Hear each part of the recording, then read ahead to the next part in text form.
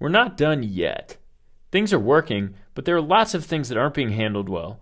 What happens if there is slow connectivity? What happens if there isn't any connectivity? We're going to add a bit of polish to make for a better user experience. The to-do manager is, once again, wow, that's a lot of to-dos. Don't panic.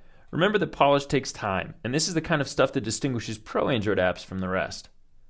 We'll start by adding an error string called error_message. We're going to display this whenever the response is null, so we're going to make the message very generic. Failed to get results, please try again. Sounds pretty good to us.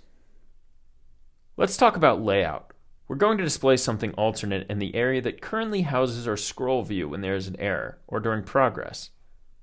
To begin to do this, we'll wrap the scroll view with a frame layout, meaning that we add a frame layout to the linear layout at the same level as the scroll view, and move the scroll view into the frame layout. We want to make sure that the frame layout takes up all of the remaining space in the linear layout, so we tell it to match the parent in height and width.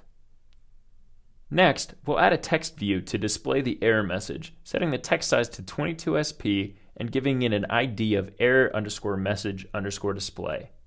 We'll give it the same padding as the scroll view, set it to the error string we just created, and make it start off as invisible. Let's now go to main activity. First, we'll create a member variable to store the reference to our error message text, and then set it in onCreate.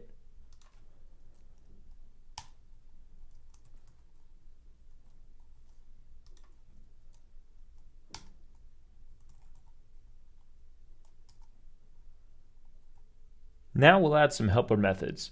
First one to show the JSON data view, and then one to show the error message. These methods will show the selected view and hide the other by setting the visibility of each view. Finally, let's go to Onpostexecute. If our result is not null or empty, we'll add an else to show the error message with show error message. But we're not done yet. When we have a successful transaction, we'll show the JSON data view with our new helper method. Otherwise, the view might be hidden if the user first had a failed transaction. Let's run this to see what happens when we don't have internet now.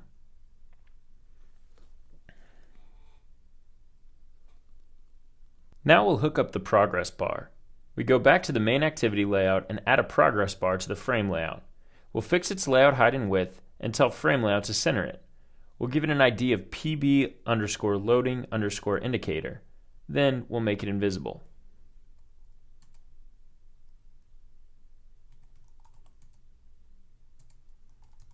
Back to main activity. As before, we'll start by adding a member variable and setting this in onCreate.